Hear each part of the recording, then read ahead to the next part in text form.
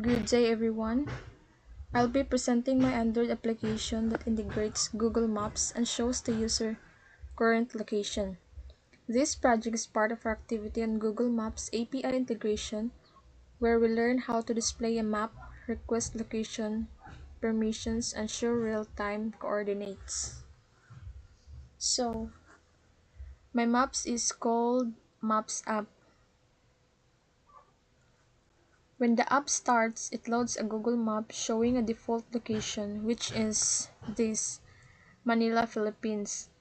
Then once the user taps the button My Location, the app gets the user's current location using GPS and shows it on the map with a marker and coordinates displayed on top.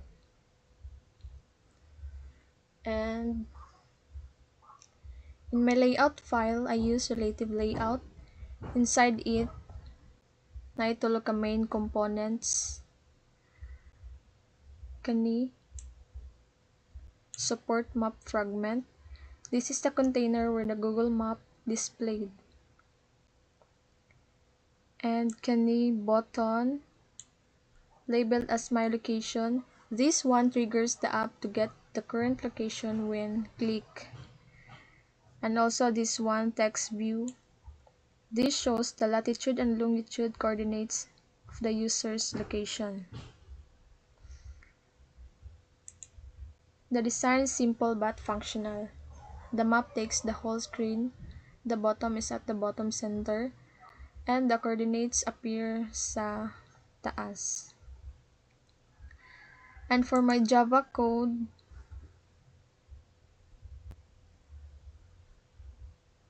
inside my maps activity, I first declare the variables kani Google Map to control the map, and also kani Fuse Location Provider Client para makuha ang GPS sa location. And also the UI elements like button and text view kani. And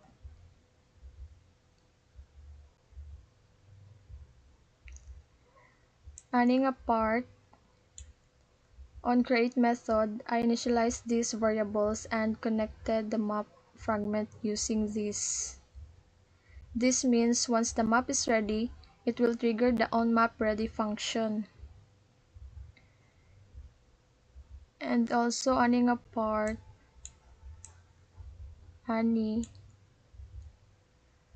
inside onMapReady, I enabled zoom controls and set as default marker in Manila, Philippines.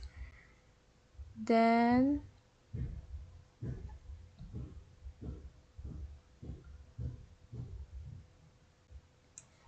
adding a part,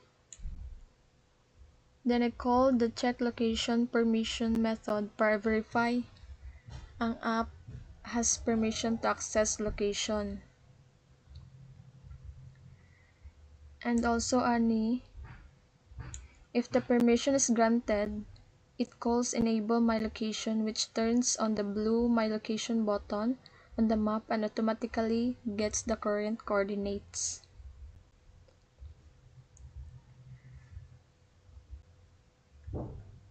And the important part is adding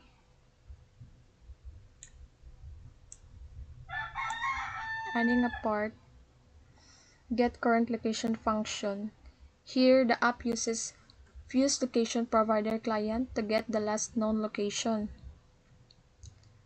If successful, it displays the latitude and longitude, adds a marker titled You Are Here, and moves the camera to the user's position. I also added those messages para ma-notify ang user kung success ba or failed ang location retrieval.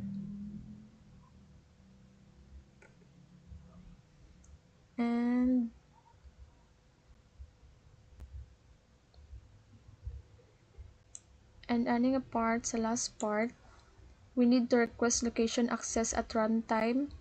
So I handled it inside the method on request permission results. If the user grants permission, the map shows the current location. If denied, it shows a toast message saying location permission denied.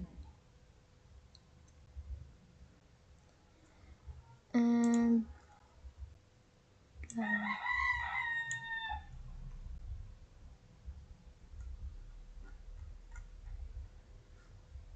during testing, I verified the map loads successfully. Manila marker appears by default. Zoom controls are working. When I click my location, the app shows my current location and coordinates. It also handles permission requests properly. And answeran na ako ang 8 ka questions. Number 1 is, what is the difference between access file location and access course location? Access file location gives the exact GPS location using satellites, while access course location gives an approximate location using Wi-Fi or cell towers. In short, find equals accurate, course equals approximate. Number 2, why do we need to request permissions at runtime?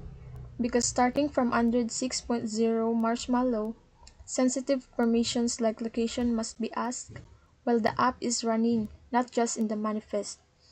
And this ensures that the user has full control over their privacy. Number 3, what is Fuse Location Provider and why use it? It's a Google service that combines different location sources like GPS, Wi-Fi, and cell towers to get the most accurate and battery efficient location. And number 4, how do you add a marker in Google Maps? Nag-add ko mmap.add marker, new marker options, dot position, current location, and dot title, you are here. Pasabot na kanang mo siya nagbutang og marker sa specific na latitude and longitude. Number 5, what is latitude and longitude and what does it represent?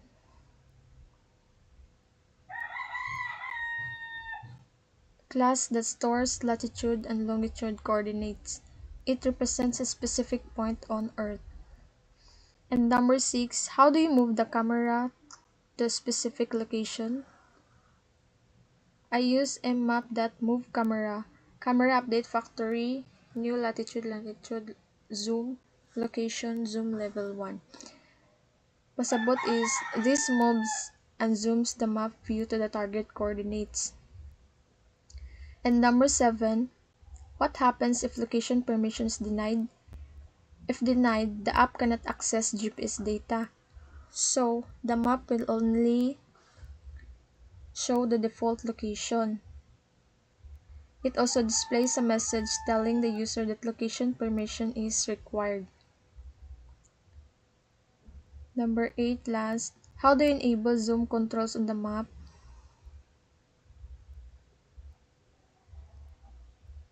I use it inside on map ready mmap.getUI settings that set zoom controls enabled. This means this allows the plus and minus signs buttons to appear the map. And mao ni ang default location nata sa Metro Manila.